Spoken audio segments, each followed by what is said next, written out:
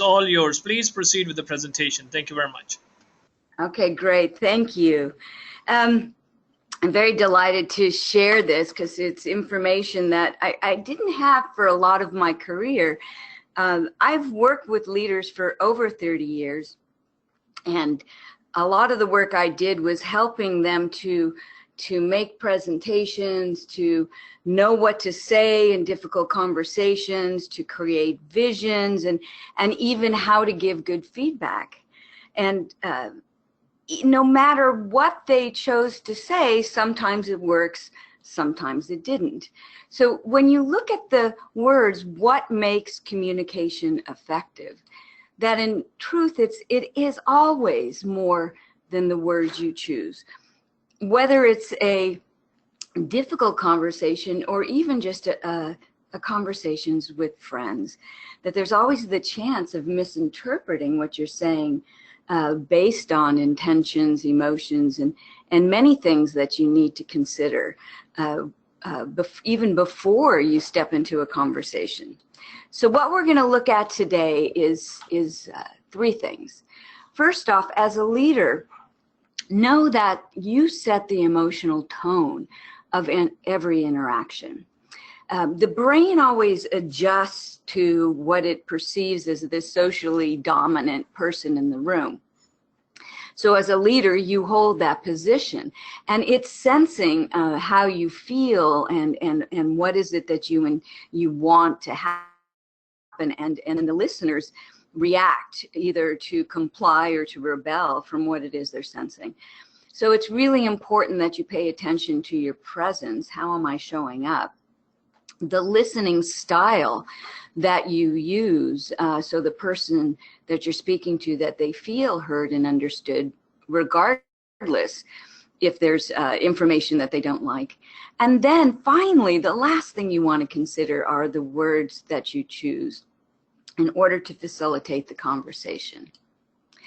So the thing to consider, to remember, and again, I didn't teach this for many years because we really didn't have this information, the information about the impact of just how we feel in the moment. But, you know, recognizing that all animals pick up emotional energy, we need to do this for survival. And so when you feel something, I'm picking up what you feel. And it impacts your reactions. So emotions, they do occur within the body, but then the energy actually vibrates out. And the interesting thing is that we can actually now measure this energy and the impact that just my emotions have on other people in the room. They've done all kinds of measuring of brain waves and heart waves just on people feeling certain things and how it impacts others. So the question for leaders I often ask is, do you know what happens when you enter a room? The moment you walk in the door. And I know many times when people go to make presentations or have a conversation that they don't think about what's going on until they open their mouth. But the truth is that you're impacting other people the moment that you get within their vicinity. So do you know what happens when you enter a room?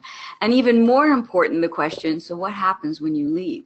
How are people feeling? Are they feeling hopeful? Are they feeling that there's a way forward? Or are they feeling disappointed or angry? To really understand, because their emotional reaction is going to impact the choices they next make. So when you're looking at a difficult conversation and considering how you're going to show up, there's preparation you must do, and then when you're having the conversation of really looking at what are you listening for. So first we're going to take a look at preparation. It's really kind of the mental preparation. So I want you to think about the last conflict and difficult conversation that you had. And do you remember what you were feeling before you spoke? And If you cannot remember, then my request is you start paying attention to what is it I feel before I walk into the room to have this conversation. Because if you're not happy with the person, did you walk in feeling angry? Were you disappointed with them because they made promises that they didn't hold? Were you worried that whatever you say was going to impact them in a way that they would leave the company or be angry, or that they would be angry with you? Were you impatient because you had so many things to do, and why were you having to deal with this again? Or were you hopeful? Were you hopeful? So we start with first just being aware. What is it I'm feeling before I enter the room? Most of the time when I talk to people, they say, yeah, I was angry, I was disappointed. And the thing is, when you have those feelings, there's also an expectation that goes along with it. If you're angry, you're disappointed, the expectation is probably not that positive.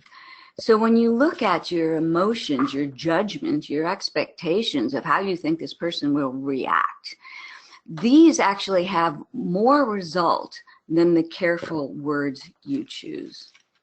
So when you prepare, you have to seriously consider your intention. What is it I want to happen in this conversation? And what is it that I want for this person I'm talking to?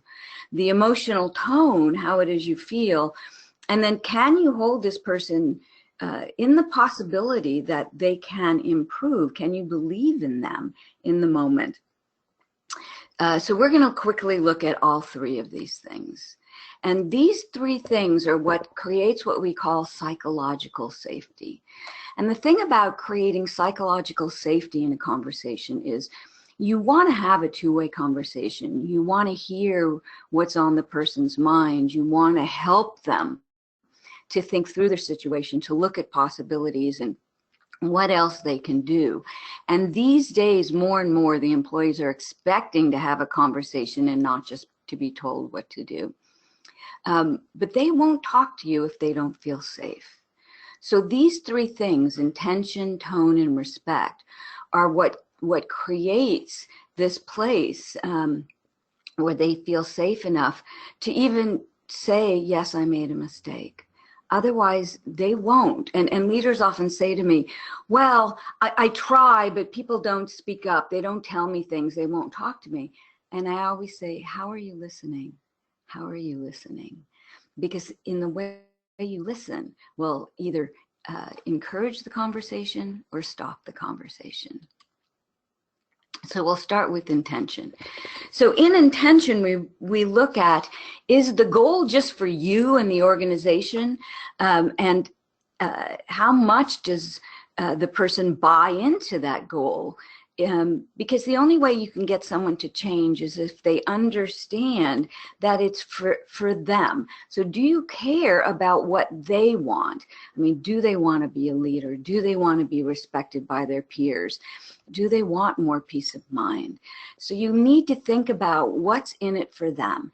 And I'm not saying that you're there just to help them, because you want to align this with your KPIs, your goals, and what the organization wants.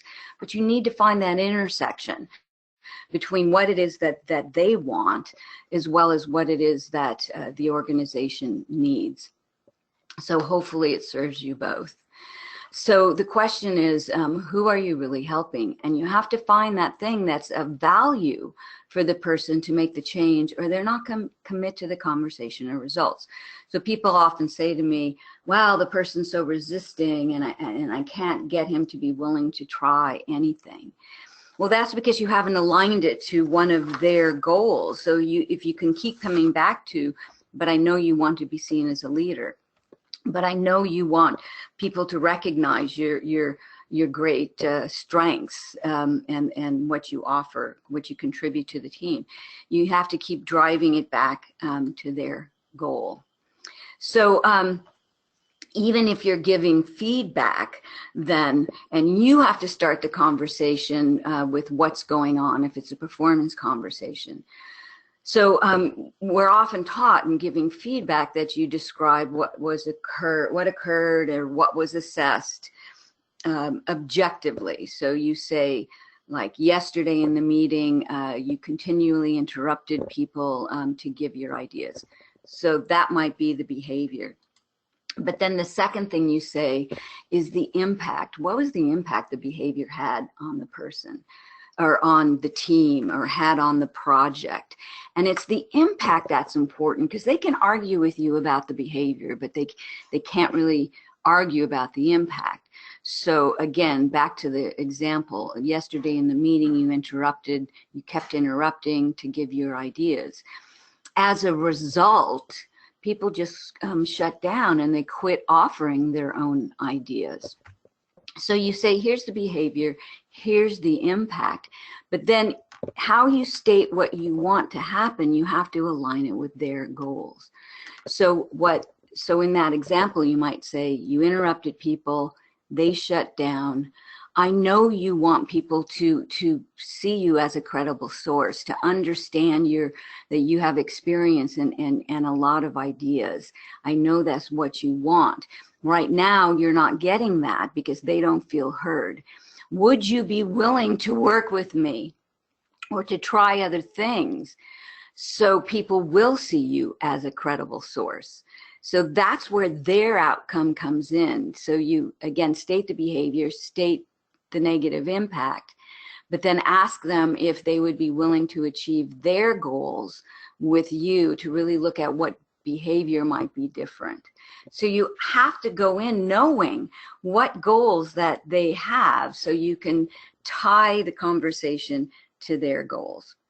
So that's the first step, is the intention has to align with what's important to the person you're talking to, which you may even have to ask them if you don't know. So like, what is important to you? What are your goals? But I'm hoping, if you're the leader, that you know what it is the person is aspiring to achieve, even if it's just recognition or just some space, some quiet space for themselves. So the second part, after you create the intention, is to really think through what's the emotional tone? What is it that I want to bring into this conversation? How am I feeling now? And do I need to shift? So again, the leader sets the emotional tone of the conversation. But to have emotional choice, you need to be aware of what it is I'm feeling right now. So I believe in emotional intelligence, of understanding how emotions impact people. But even before that, we have what's called reflective intelligence, where I can actually stop and say, what am I feeling right now? And what is it what emotion would have a better impact? And know I can shift if I choose. So most of the time when we're upset with people, we're angry, afraid, distrustful, you'll see on the right side of the screen that these are adrenaline-based emotions, and again, they course through your body, so you can feel them. You feel them in your stomach, you feel them in your chest, maybe your fists. On the other side, we have when you're disappointed and you're just sad about what's happening. It's also biological. You just feel down and your whole body kind of sags. So you can recognize these reactions. You could go in and say, I'm really angry or disappointed right now, and it's really hard for me to shift. I'm open to talking to you about what's going on, but I need you to know how I feel. Or you can choose to shift. So the emotions that have what we call neurological responses that quiet the body and activate the brain are when you feel hope, when you have confidence in the person, when you're actually happy for this opportunity, that you might trust them. And again, I know sometimes it's hard to shift when people have disappointed you, but if you can't go in even with a sense of hope, I'm hopeful this can change, that it's going to impact your ability to think through and remember the right words to change, because you want your brain working at its best. but it's also they're going to totally feel what you feel, and it's going to impact how safe they feel, or how much they want to change. So the goal is to shift. And that's what emotional intelligence really is how do I shift into feeling this way? And you can, but it takes practice. So remembering that emotions occur in the body, that you have to start this whole process with practicing, where do I feel fear? Where do I feel anger? And I can't give you a list of how to identify this, because we all feel these things in different places. So I feel anger in my stomach, and other people feel it in their fists or in their jaw. So you need to go out and for the next week, like 3 times a day, just stop and say, how am I feeling?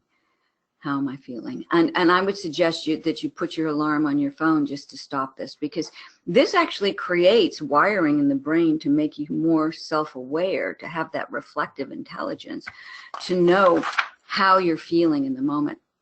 So we start with fear and anger. And then if you really go into this work deeper, to start to notice when you start to feel frustrated or disappointed. People often feel that in their heart, or when you're embarrassed because you didn't remember to say things right, and how that affects you. And to even try to understand, where do you feel happy, which is a generalized feeling, but that's what you're shifting to. So you want to know what happy feels like, what hopeful feels like, what gratitude feels like. So we start with the recognition that these emotions occur in the body, and then we use our brain to make the shift. So again, the goal is to say, this is how I'm feeling in this moment, but can I go into this conversation feeling hopeful about what will occur? And again, if you can't, then you need to explain why you're stuck in the emotional state you're in. So it was Edwin O. Wilson who said, we can either be the victim of our biological reactions or the masters of our destiny with our biological knowledge. And it starts here. And if you don't do anything else from this webinar, to just start being aware of how am I feeling and why, since the leader sets the emotional tone. So the technique I want to give you, because I hate to say, okay, now just go out and do it. So I've told you of how to be aware of your body. But then once you recognize that you're feeling a certain way, there's 4 steps that you want to take that you can quickly do. And I actually learned these steps working with professional athletes when trying to get into the zone when they were in clutch moments. And we worked up this routine based on what many of them, some of the top athletes, when I was interviewing, what they came up with. But because emotions happen in the body, the first step you must do is relax. So I'll go through each step. So you relax your body. You detach from your thoughts, because you're thinking thoughts that are probably not positive. So just clear your mind for a moment, center yourself. You ground yourself in the present moment. I'm here. This is where I'm at. So I'm out of my head. But the main thing then is shift. How is it that I want to feel in this moment? So we start by relaxing. So, the quickest way to do that is to exhale.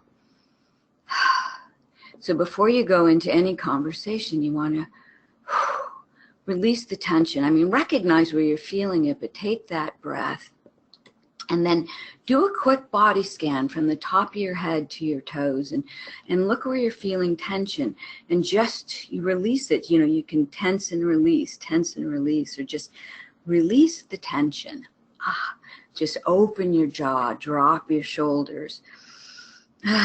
Flex your fingers, release the tension in your legs. So if you breathe and release the tension, again, if you just do this, it's amazing how much more clarity you will have. So we start by relaxing the body. Then you can detach. You want to clear your mind.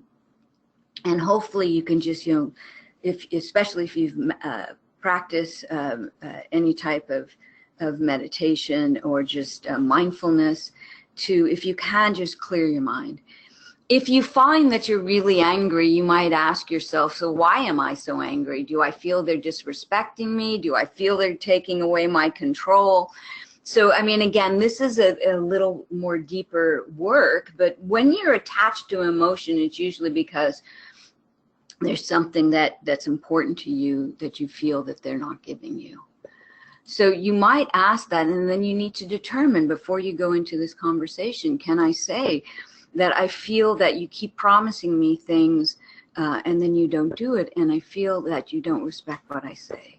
So can you ask for what you need, or do you need to let it go in this moment that I need to be clear of my needs so I can be most present with this person?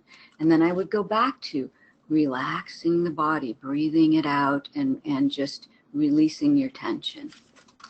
Then the next step, once you relax your body, clear your mind, is to, if you can drop your awareness to your center, and this is like right below your navel, the center of your body. And there's many ways you can really practice this. If you do any yoga or martial arts, they always teach you to come from your center, because this is your point of strength. And people can throw you off balance when you're stuck in your brain. But when you come from your center, when you speak, there's a richness to your voice, there's a command to your voice.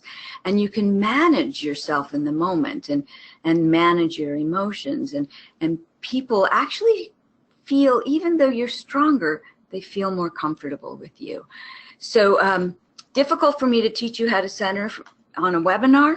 So again, if there's anything you can do, any kind of practice where you can be aware, just to take a deep breath in and put your hand at the bottom of your breath and just keep it there as you're breathing, and know that's your center and that's your point of strength.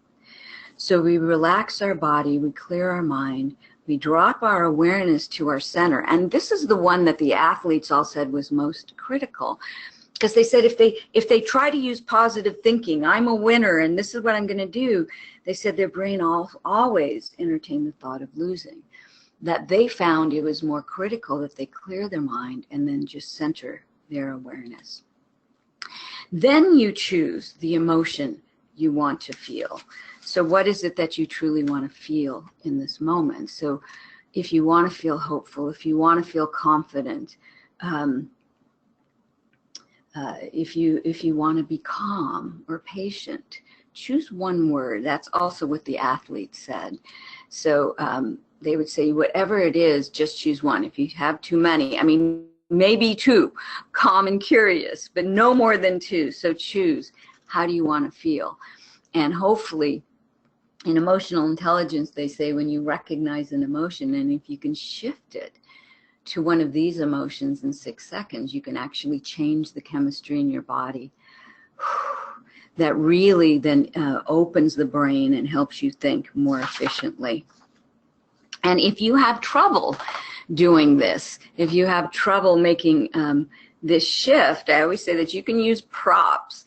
So again, in preparation to having a difficult conversation, sometimes pictures or music can be really helpful in helping you to shift and to feel a certain way. So I say, like, what pictures do you have of people you care about, to remember why you're putting your energy into your job? Or maybe it's your pets. That's my cat. I'm a cat parent. Or beautiful places that you've been on this planet, that your work is allowing you to go to these places.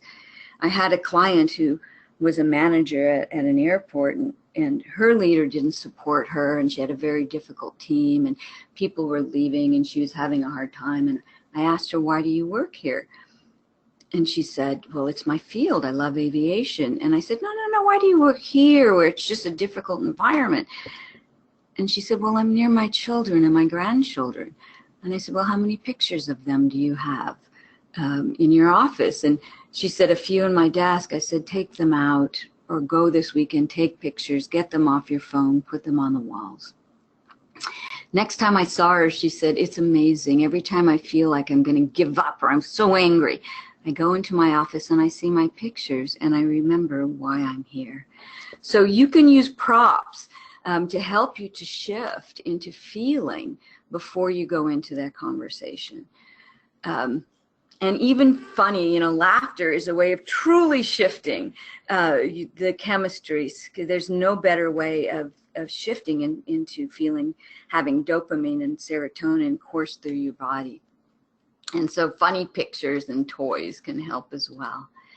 So the steps were to relax your body, to detach your thoughts, to center yourself, and then to focus on how you want to feel in the moment. Then finally, the third step, that you have the intention, what is it the person wants, the tone. And then can you hold respect for this person, even if you're upset with them? Can you feel respect? Can you honor the journey they're on, knowing they're doing their best with what they know? And remember that you don't want to let your own reactions create a divide. So what is their potential, even if they're not showing it right now? What do you know the person is capable of achieving? What will it take for you to hold this person in high regard during this conversation? You've got to shift to believing in them, because they know whether you do or you don't. So it's really important that even for 5 minutes, can I believe in them, even if they don't believe in themselves? So to create psychological safety, you want to create the intention that it's in line with one of their goals, set your emotional tone, and try to hold the person in high regard. So the last thing and then I want to share with you today is, once you're there, what are you listening for? So we have different ways of learning. So you're wanting someone to shift their behavior and to learn something. But the thing is that you impact different areas of the brain by how you choose to talk to them. So if you say you better do this or else, you're scaring them, which impacts the primitive brain. They may do what you say, but what they learn is then going to be inflexible behavior. So then if you want them to change down the line to be agile, they're going to resist change because they learn by fear in the first place. So fear is like effective in the moment, but not effective in the future. Telling is another thing. So you may give them your great wisdom, but the thing about telling is that there's so much going on. So you tell me something, and then I get online and I read my email and I don't remember what you have to say unless it was really important. So when my brain sorts through what's important while I'm sleeping, that it does remember that one thing you said, but there's so many things competing with that. But even if what you tell me is important, information doesn't change behavior. So like, think about it. How many things do you know you should be doing, but you're not? So just because I know what to do, or you tell me this is the best thing for me, it won't necessarily change my behavior over time. So scaring people is not efficient for long term, because then people have a hard time changing. Telling them what to do may or may not work. But again, even though they understand what you're saying is important, they still might not do it. And especially when you've got someone who has been resisting, or they give you all these excuses and they keep changing the subject, then what we look at in behavioral change is that you need to shift their thinking, not try to tell them what to do and shift their behavior. You need them to see themselves and the world in a different way. And this is where coaching skills comes in, that if I ask you questions that make you stop and question yourself,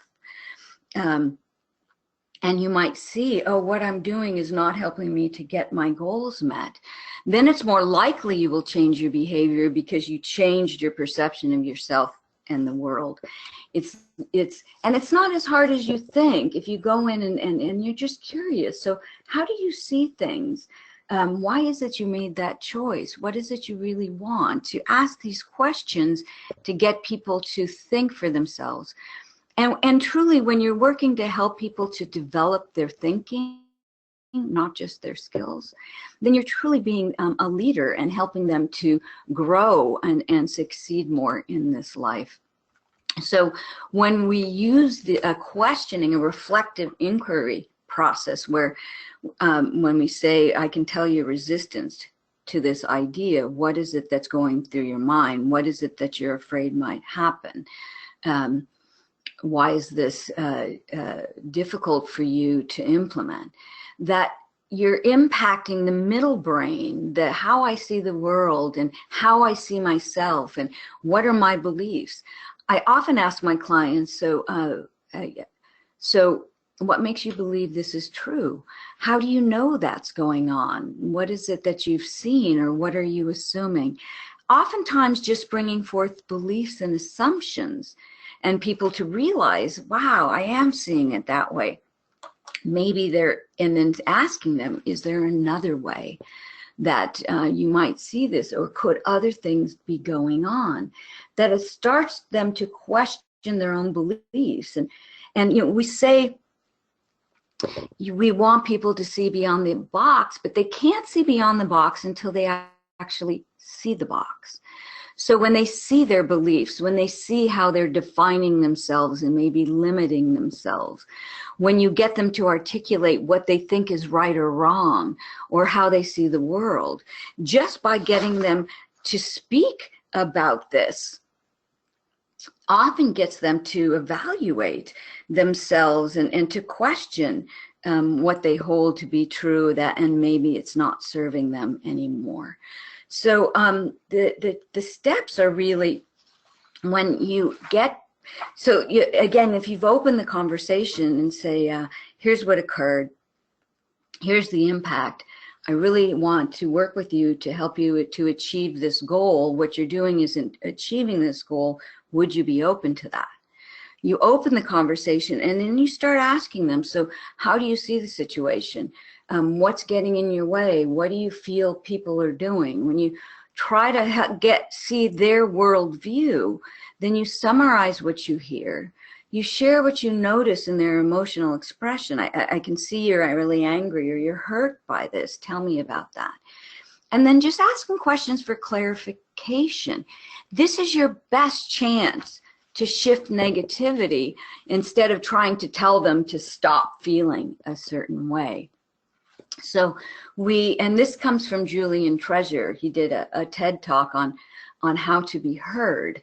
And he said, first we have to receive what they're saying without judgment, to appreciate their experience, just to allow it and to acknowledge what's happening, to summarize, and then to ask for clarity, to clarify. So tell me more about that, or how long has this been going on? What led you to believe that? One of the most amazing experiences that I ever had in my my career was my very first job. I worked for a psychiatric hospital, and every time we had an organizational change or a layoff, all the leaders would get their department together and they'd sit them in a circle and they'd say, so tell me what's going on. And people would say things like, well, I'm angry because they said they weren't going to do this again, and then they did. Or I feel betrayed because of that. Or I'm sad because my friend was laid off. Or I'm scared because I don't know when it's going to happen next. And the leaders would say, wow, I understand. They would appreciate and acknowledge the experience. They say, I understand why you would feel that way. And they didn't try to fix it. They would just allow the expression. They might summarize it. So I hear this is what's really bothering you, or what you're afraid of. And then in that situation, that's all they did. And at the very end, they said, so what is it that you need now in order to move forward? And oftentimes, the people would say, nothing else. We just needed to be heard. And it was amazing to me. I've never seen an organization move forward more quickly after a big change than that hospital, because people felt heard and acknowledged, even though they couldn't turn back the change. They needed for their experience to be accepted before they would be willing to move on. So reflections, then, when I'm having a conversation with someone and you just summarize what you hear and what you notice and what's important to me, or why I'm upset about something, you hold up the mirror and help me to see myself. Then when you ask me questions, I'm more inclined to reflect on your questions and really question, why is it that I feel this way? So it's the reflections and questions that start me to question my own behavior. And then I might reveal why I'm stuck, or oftentimes I find when I do this, people say, I know what it is I need to do. I don't have to tell them. They know once they take that look at themselves. We don't do this well on our own. So Daniel Kahneman writes a lot about this. Thinking Fast and Slow is his award-winning book and bestseller.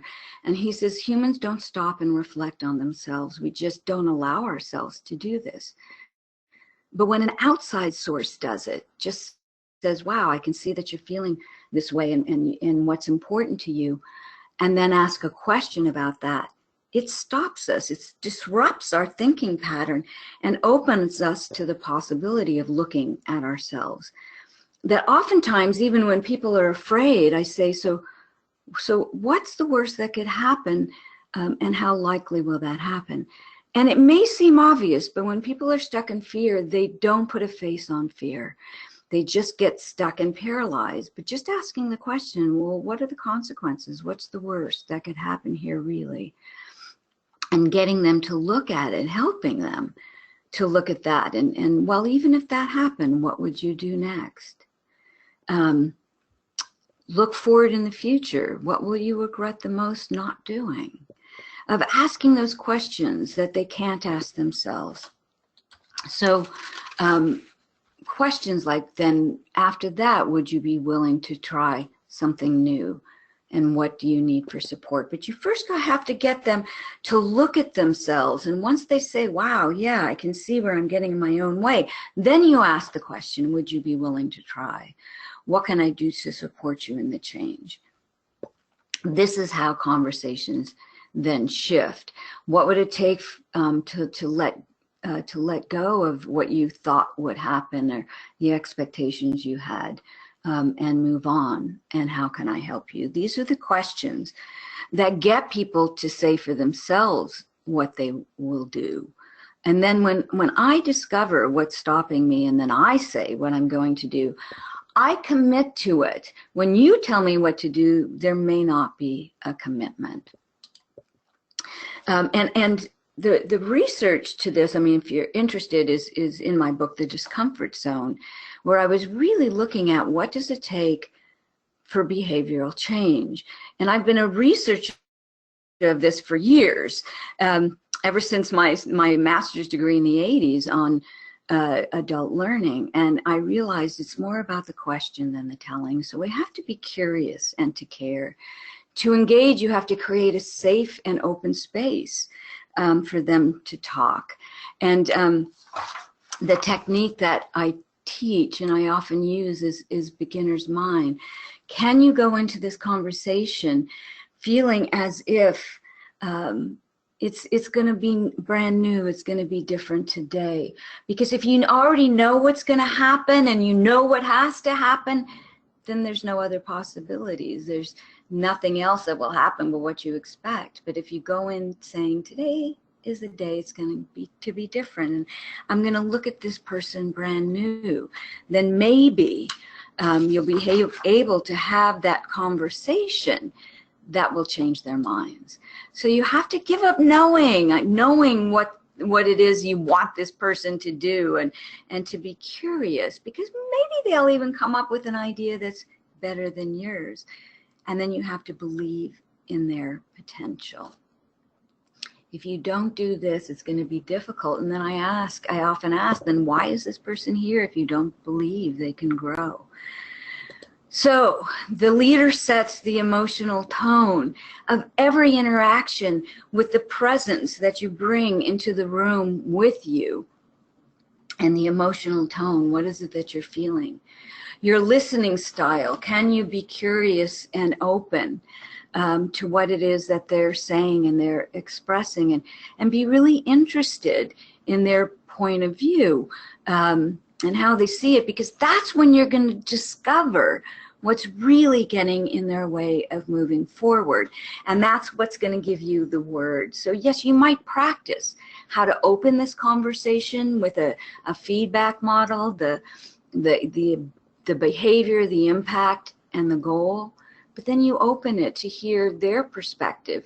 And in your listening, then you'll know how to use reflection and what questions to ask to help them then to look at themselves and to determine what change they need to make.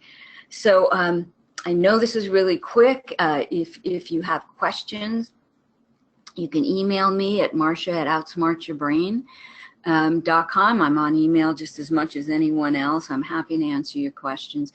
And you can find a lot more information on my website, outsmartyourbrain.com. I blog every month about conversations and impact we have on people. And there's a lot of things around the discomfort zone that under training support that you can download and use. I really want people to have important conversations and to bring the human element into what we do and we say, and to know that this is what people remember in their leaders, is the impact that they had on them to help them to grow and to realize their potential, not just to complete tasks. And that's what this work truly does. So, whoops.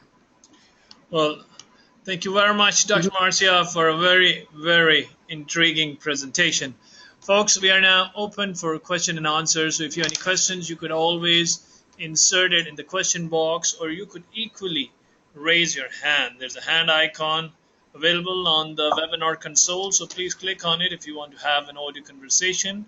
So let me go straight. We have a couple of callers who have raised a hand, so let me go first straight to Brother Muhammad Faris. Yes, Brother Muhammad Faris, could you please introduce yourself and ask the question? Sure. So my name is Muhammad Faris. I'm calling from Dallas, Texas.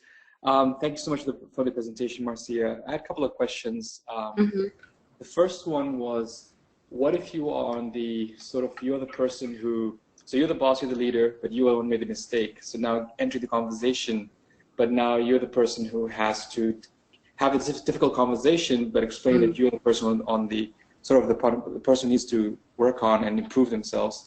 The second question I had is, how will your presentation change for virtual setting versus a in-person setting? Okay. So the first question, just to clarify, you were saying that it's the leader who has to admit to a mistake, or I wasn't sure who's. Yes. So the leader is the person. Let's say they made a mistake, and now they have to have a difficult conversation with their employees. With that, I've messed up, and how do you have the conversation in a very productive way? I love that the leader would even acknowledge in the first place that they made the mistake. I was coaching this leader, and he was trying to set up how to have a difficult conversation with somebody he had to demote from supervisor. She was doing a bad job.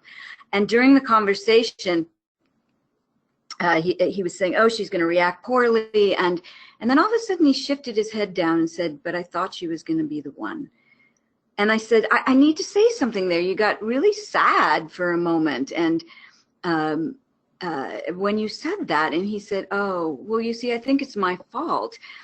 I think that I promoted her too soon, that I think she wanted this, and I don't even know if she did. And I said, oh, well, how are you going to weave that into your conversation?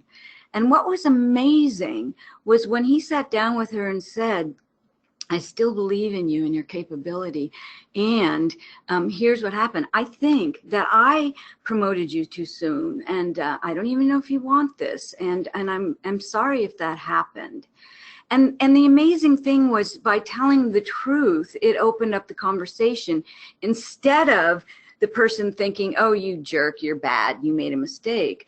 They honored the honesty, and they tried then to find the best solution. And I believe that's what helped him retain this really good worker, instead of just saying, well, you didn't perform and I need to demote you, where he might have lost her. So even if it's a leader has a difficult time admitting, people don't expect you to be perfect, and these days they don't expect you to know everything and be everything. So that perfect leader, they know that doesn't exist, and they would prefer you be honest and, hey, you know, this happened, and what can we do going forward? So I would keep the conversation on the future, and I'm sorry that this happened, and I want to help you achieve your goals. So I would still use the steps. Here's what I did, but instead of saying what you did, I would say, here's what I did, here's the impact. I realize now that my choice was not good, and I know this is your goal. What can I do now to help you, to support you to achieve that goal, and keep the goal on them? And I think that's great to do that. And honestly, these steps on virtually are just the same. Most of my coaching is on the phone, although these days I might do Skype, but I prefer the phone. I was taught on the phone because then there's no distractions, and I can hear their emotions in their voice, so I don't really think I'm missing that much. But there's so much you can do, because my clients are all over the world, so I can't be face-to-face with them, very few. So it still applies. You still have to pay attention to the emotions you bring to the conversation. You still have to know the intention. What is it that they want to achieve? And they'll know if you believe in them or not. And then the listening is just listening. You get really good at listening beyond the words that they say when you listen for what are the emotions, where are they stuck, what are their beliefs and assumptions. They'll tell you if you give them the space. So does that answer your questions? Absolutely. Thank you so much. Appreciate it. Sure. All right. Thank you very much, Brother Muhammad Faris. Let me go. Another caller is raised a hand. We have Brother Abdul Rahman Saber. Brother Abdul Rahman, I'm trying to unmute you, but apparently you have self-muted yourself. Brother Abdul Rahman. All right. I'm unable to unmute you, Brother Abdul Rahman Saber. So let me go to a question box. We have a couple of interesting questions. Being the first one, how a person can genuinely become prepared in this diversified world where you could encounter anyone at any time, be it in person or a virtual world. What is the key of remaining prepared? Well, so I'm gathering you mean that sometimes you might have like a hallway conversation where the person shows up, and so you can't like really think it through. And you're absolutely right, that happens, and that's why I really I believe in both reflective and emotional intelligence, and I teach that everywhere. So these are anywhere in the world where you might be. When you start practicing being aware of how am I feeling and why, and shifting, if you practice this as a discipline, that it becomes much more easy in the moment when somebody shows up, and you can recognize that clench in your stomach, or your back of your neck just tightens up, and that you've practiced just then releasing and quickly saying, how is it I need to feel in this moment? So, but this takes discipline practice, because you're shifting, you're creating a new mental habit. And if you go on my website, there's exercises on how to shift your emotions. If you search for emotional triggers, you'll get some information on your triggers and how to make the shift. It's important to practice this, so in that moment you can do it. If you don't create the mental habit, then it'll be very difficult to manage, and your emotions will take control.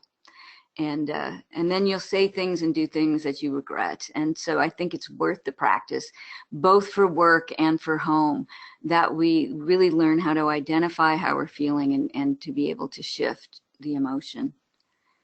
And that will be in the moment. And again, if you're facing someone and you don't know their intention and what goal, then that might be the first question. So what's most important to you here? What is it that you're not getting that you think you should have? And try to understand what goal that they're not getting met that's causing their dysfunction or their inability to commit.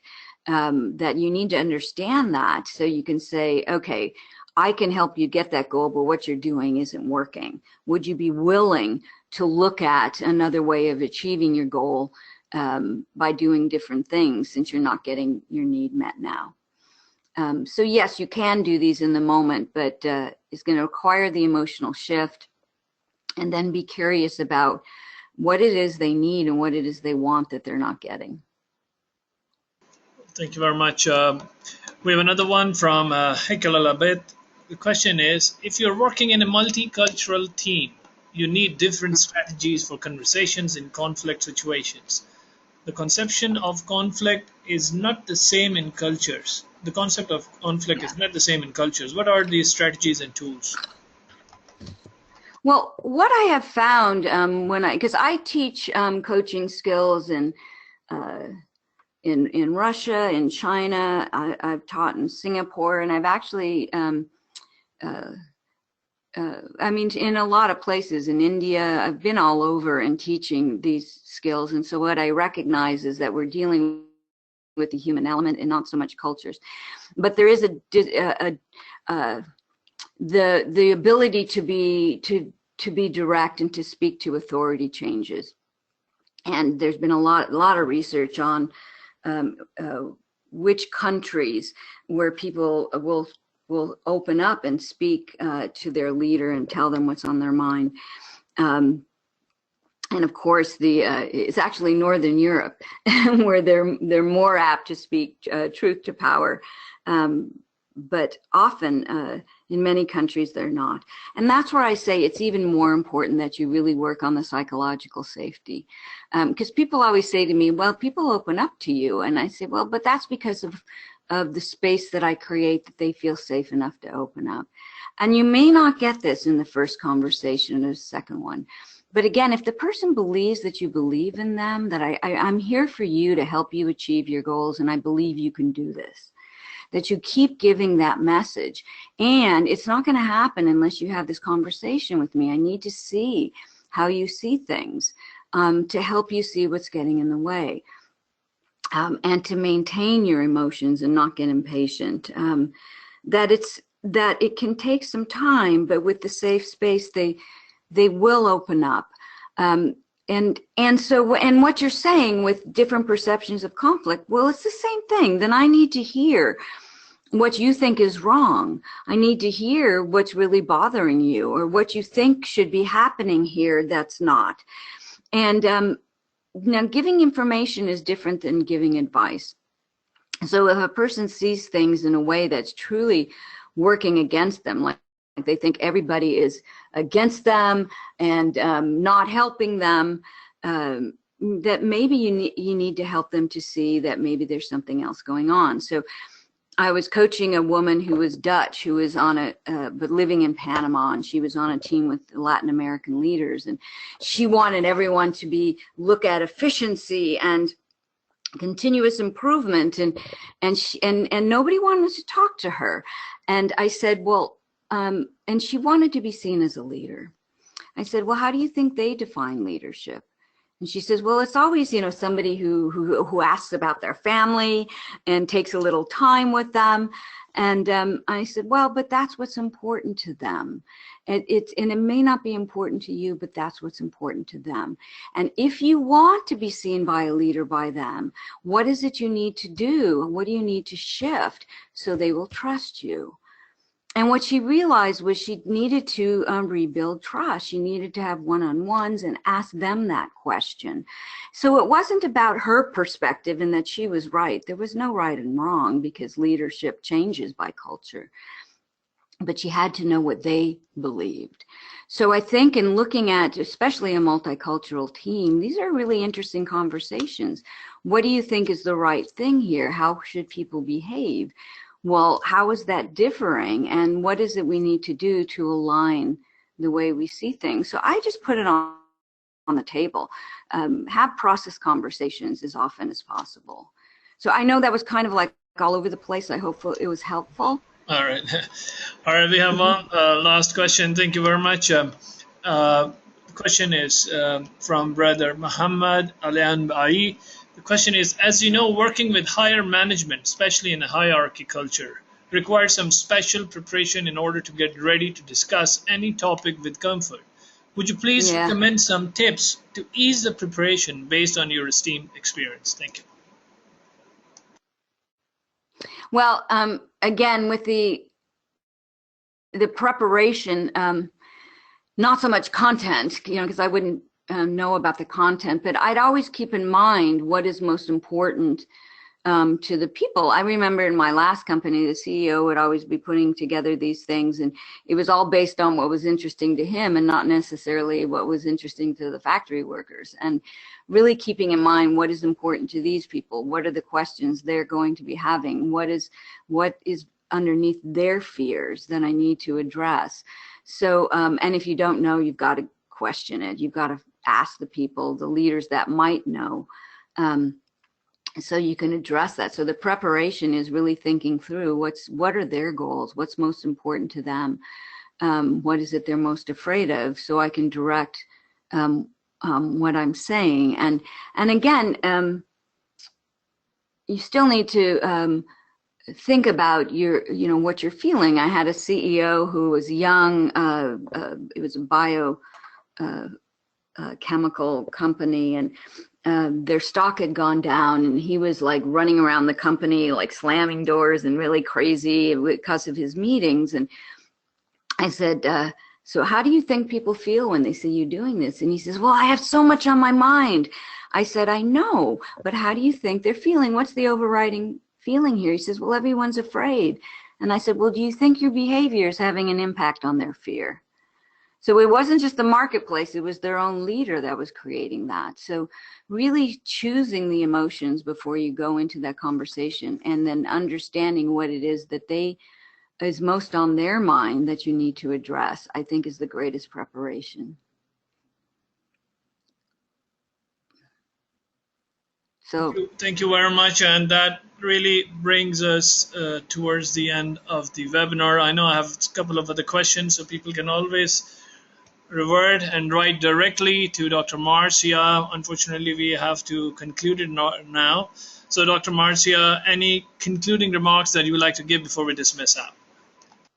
Well, my favorite saying is always, they want you to be present more than they need you to be perfect.